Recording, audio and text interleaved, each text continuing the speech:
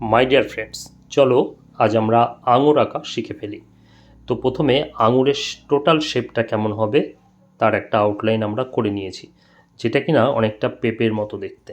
তো যাই হোক, তারপরে আমরা ভেতরে আঙুরগুলোকে ঠিক এভাবে সাজিয়ে ফেলবো।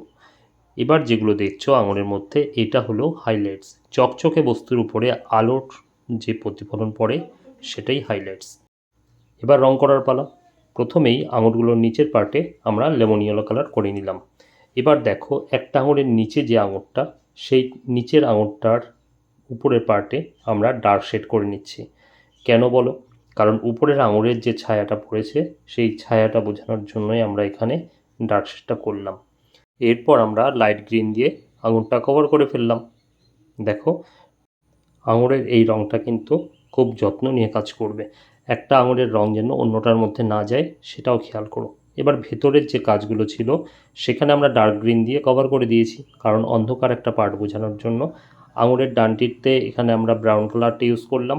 আঙুরের থেকে কিছু কিছু ডানটি বাইরে বেরিয়ে যেতে পারে বা বেরিয়ে যায়, সেইখানেও আমরা ব্রাউনটা ইউজ করেছি। এখন এই পর্যন্ত, আবার ফিরছি নতুন কোনো ছবি নিয়ে।